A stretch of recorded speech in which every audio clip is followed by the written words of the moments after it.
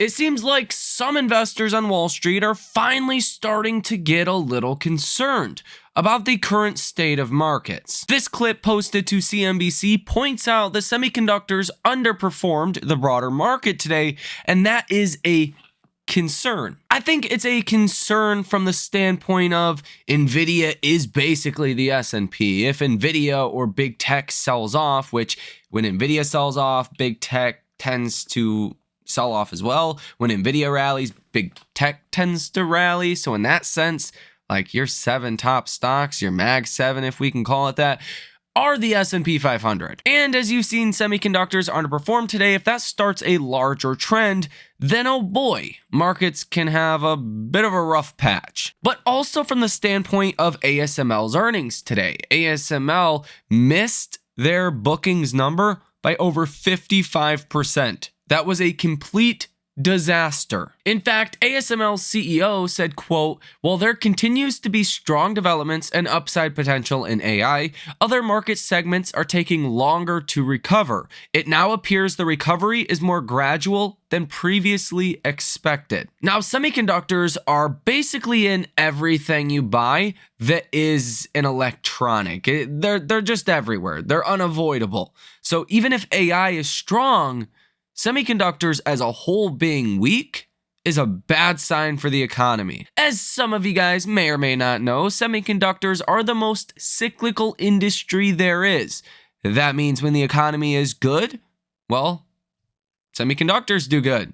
When the economy is bad, semiconductors do bad. In fact, there have been 13 recessive growth periods since the integrated circuit market emerged in 1963. That's an average of 1 every 4.5 years. There have been 6 since 2000 for an average of 3.7 years. The average semiconductor downturn since 1963 is -8%. So not all downturns in the semiconductor industry need to be some huge recessionary event for the economy, but especially in this economy where semiconductors and AI has really powered the markets, I don't think we could avoid a recessionary-like environment, or at the bare minimum, a stock market you would not want to be investing in at the highs if semiconductor activity does slow down. Now, Jensen Huang just said 2 or 3 days ago, trading days ago, that demand for Nvidia's products is basically unlimited. There's just so much demand everywhere. Well, I'm sure that is the truth. The hard fact is that can change at any second. There is no obligation for companies to follow through with any of the orders they are placing with Nvidia. And that's part of the reason why semiconductors are so cyclical in nature. Other reasons include a lot of R&D that it takes to develop these semiconductor factories, and when things are good, that's fine, but when things slow down, production tends to slow down a bit. You also have a very fast refresh cycle with semiconductors. Basically every year or every 2 years, there's something that is quite a bit better than the prior year or 2 before, and you tend to get a bunch of refresh cycles, and you don't need to refresh your semiconductors all that often. And there's other reasons as well, of course, phones, computers, TVs, cameras, lights, all kinds of different things have semiconductors, and when semiconductors are in less demand, that means there's typically less things that are being bought or are sold. And that was really something that I did not think about in that light until I heard this clip from CNBC today, that perhaps ASML could be warning us about the broader economy. Now, keep in mind, ASML is a European company. They are not based in the US, but most of their business takes place in the US. And also worth mentioning that ASML is the equipment provider to a TSMC, to an Intel, to a Samsung, semiconductor manufacturers. Even Nvidia is not a semiconductor manufacturer. They really create the chip design and the IP. They don't actually build any chips themselves. So ASML's earnings slowing down, them giving, a weaker outlook, really just signifies down the line, we are going to see semiconductor activity slow down. Whether that is 2 months from now or whether that is 2 years from now, we don't know. I would argue, given the cyclicality of semiconductors, we could really be looking at anywhere from 3 to 6 months from now if this quarter earnings are good. I'm really not too concerned about this quarter earnings from Nvidia, but what do they say about next quarter? What do they say about next year? The fact of the matter is, Wall Street really doesn't care about 2024 anymore. Like Q4, sure, it's important. It's the next quarter, the quarter we're currently in. But how important is it really? Wall Street cares about 2025. Now take a listen to the first clip we're going to share here in this video. I do have one more to share with you as well, but it says semiconductors underperforming the broader market is a concern, says Bespoke's Paul Hickey. It's about the move in semiconductors today. It seems like it was off of the ASML sort of warning, but ASML said AI chips were strong, and it's Nvidia down 4.5%, AMD down 5%, say Broadcom down 3.5%. That seem percentage-wise to have suffered the most. What do you take away from that? So these stocks have rallied a lot in the last few days, but as far as the semiconductors in general, as we talked about last week, while we see a lot to like about the market here and the pros outweigh the cons, the semis underperforming the broader market is a bit of a concern because we look at those as a leading indicator for the economy as well as the market. So while the AI area may be strong, semis are embedded in just about everything we use nowadays. So if you're seeing weakness in other areas besides AI, that could suggest that manufacturers had a lot of inventory on their hands. So that's something to keep track of. But for the broader market as overall, we still have more pros and cons, I believe. Keith was mentioning the Fed. While the pace of cuts may be slower than anticipated, the Fed and central banks around the world are in easing mode. 19 central banks currently, based on our last tally. That's the most since 2021. And you have the earnings. Breadth has been phenomenal in this market, so that just adds to it. So then those are positives. I think that can take us into rally into the year till the end of the year. But then we have to think about going forward into next year. The 1 year and 2 year returns for the market are both in the 95th percentile relative to history. And the last time that happened was early 1999, and then you have BlackBerry ringing the closing bell today. It brings us back to the late 90s and memories of then. But so we have this period where we can't keep these pace of gains going forever, and we're going to need some time to catch our breath, so to speak. Right. Okay. So, Keith, you point out the S&P 500 also is up 10 of the last 11 months, and this hasn't happened. Strongest start to an election year since Trump and Biden were in elementary school back in 1950, right? So what is the positioning then for investors here? I mean, I guess if you stayed fully invested in the market in the S&P, you're very happy, but what happens next?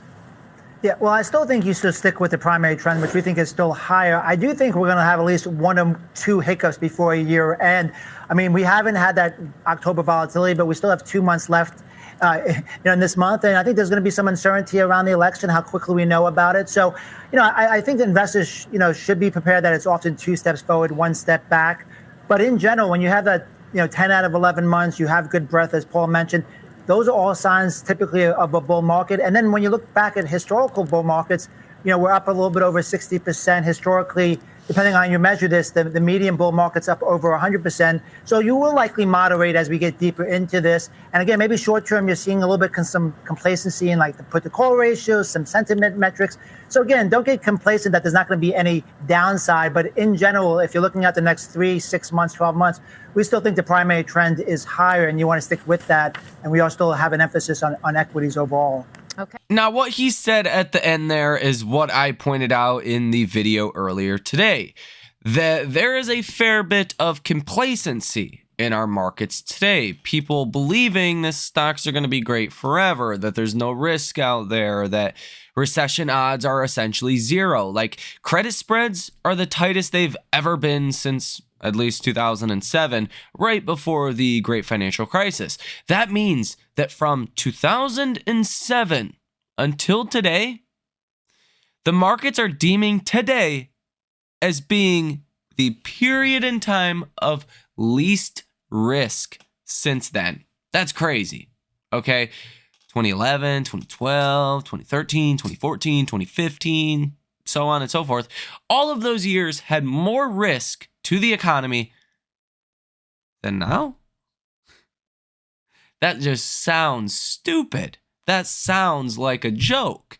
And if I didn't know any better, I would think that was a joke. But it's actually true. Now, take a listen to this clip as well from Dan Niles that says semiconductors are canary in the coal mine for tech sector. Mega Cap Tech, let's bring in Dan Niles. He's a founder and portfolio manager of Niles Investment Management. Dan, great to have you with us. How do you impute, if you do, ASML's news and their guidance on the rest of the chip sector? Well, I mean, I think you have to take a bigger picture view on that. And we've been saying this since about June, where we had concerns over the revenues of the ultimate end customers. And who's that? That's Microsoft, Amazon, and Google. All three of those companies reported their June quarters. All three of those companies had the forward estimates go down.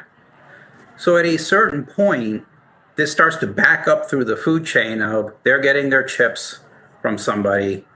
Those people then get that from a foundry, and the foundry then gets it from, they have to buy equipment. Now, if you look at ASML, obviously, it's not just Nvidia. Nvidia, as we heard from Jensen Huang recently, demand is insane, supposedly, at least for now. And so if you look at what happened with ASML, this is not a tiny miss. They missed their orders by over 50%, 50. So it tells you that, yes, on the margin, you've got these other sectors weak, but it can't just be these other sectors because we've been cutting numbers on analog sector, the microcontroller sector for most of this year. That's already been weak. So what it tells you is if you order a piece of ASML equipment today, that's producing a chip about a year from now. So it says that somewhere along the line that all of the other stuff that's been driving this, probably on the margin, is the outlook is a little bit slower than what people were thinking before.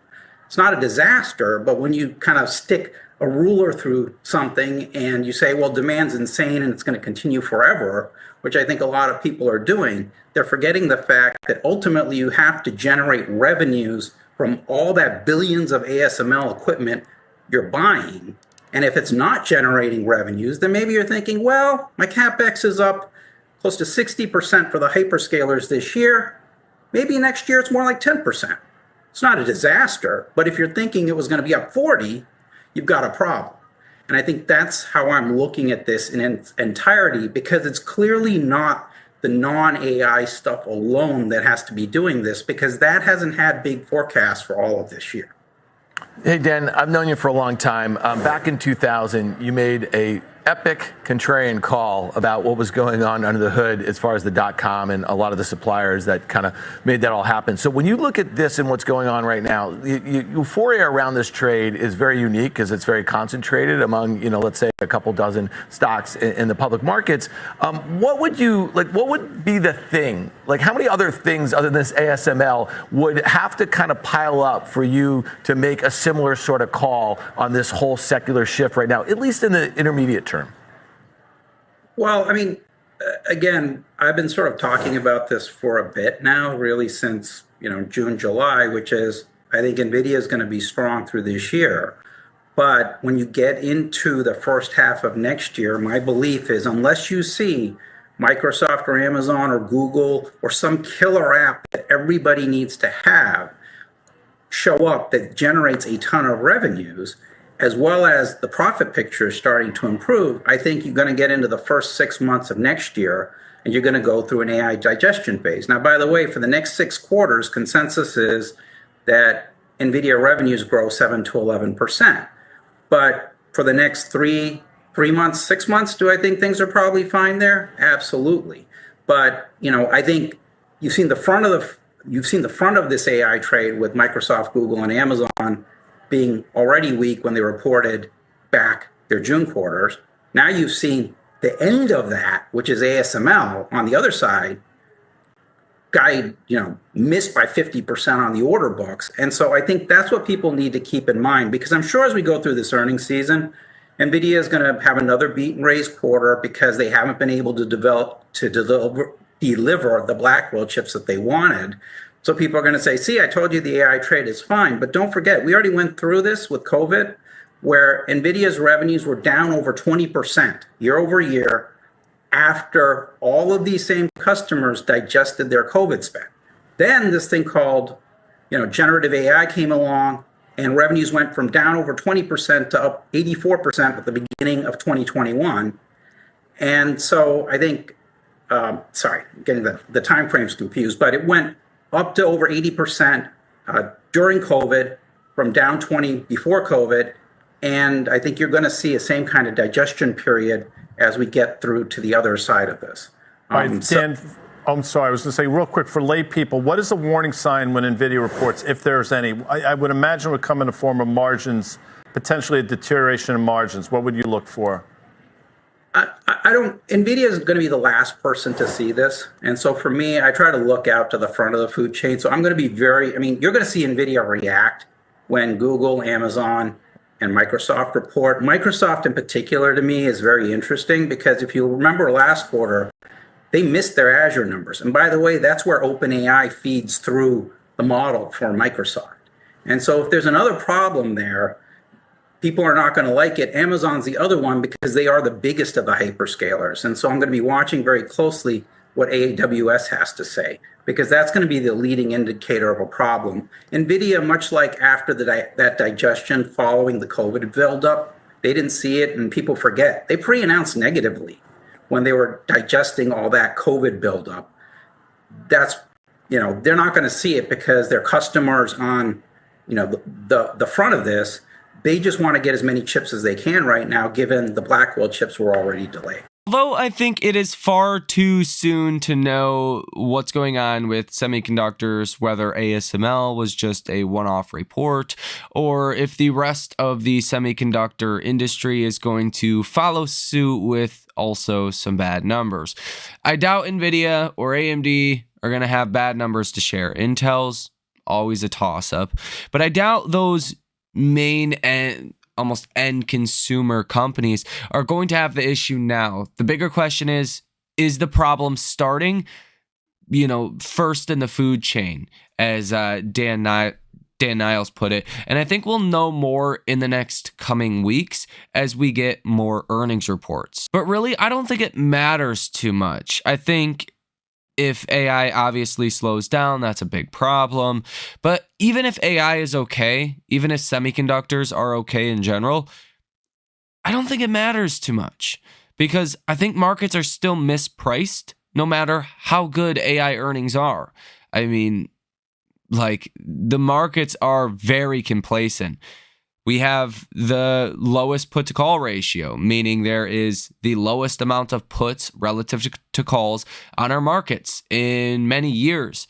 You have credit spreads pricing in pretty much zero risk for the economy or for the markets since at least 2007. That is kind of crazy, okay? That's actually ridiculous. That should not be happening. That should not be a thing. I can tell you definitively there is more risk today than there was in 2013, 2014, 2016, 2019, right? But credit spreads are the tightest they have ever been since 2007 right now. So looking at least bond markets, they would say there's no risk at all. And I think we got the start of the slap in the face today. Now, I don't know what's precisely going to happen.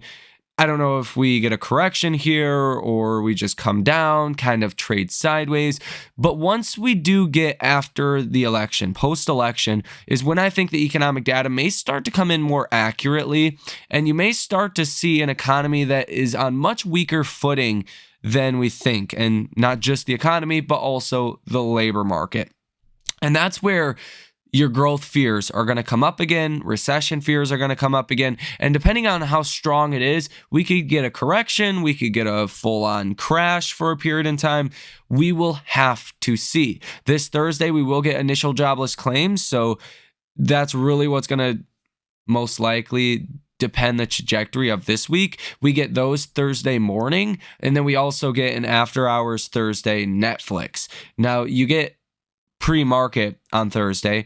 TSMC earnings, which expectations are being lowered via ASML earnings today. So I'm sure TSMC beats handsomely. I'm sure there's no problem there. So initial jobless claims and Netflix. Those are going to be main stories. If TSMC sells off after their earnings, even though we now have low expectations, there could be a faster problem coming in the semiconductor industry. But again, it's far too early to make that conclusion, and I'm not going to draw that conclusion just yet. Do I think there's a fair bit of hype in semiconductors and AI semiconductors where there probably should be caution? Yes. Do I think things are expensive and overvalued? Yes. Does that mean that those stocks have to come down? No. I mean, the markets can stay expensive for a while until things kind of derail the, momentum. And I don't know if that's going to happen tomorrow or if that's going to happen in 2 months.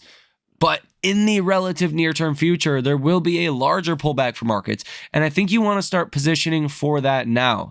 I don't think there's much risk in missing the upside, but there could be a lot of risk in positioning too heavily now and missing the correction. The last thing you really want to do right now is go all in on markets, watch markets go through a 10 to 20% correction or crash, and not have any money to take advantage of that. So yeah, should you be investing now? Of course. But I think you probably want to keep a lot of money on the sidelines for when that corrective phase actually does occur. Just my thoughts, my opinions, not a financial advisor. So obviously come to your own conclusions. Even if I was a financial advisor, I could not give you personalized financial advice because I do not know your situation. Don't know your income, don't know your debts, don't know your assets, don't know none of it. So come to your own conclusions. Let me know what you think about this information down below in the comment section. You guys have a fantastic rest of your day. Stay safe out there, and I will see you in the next one.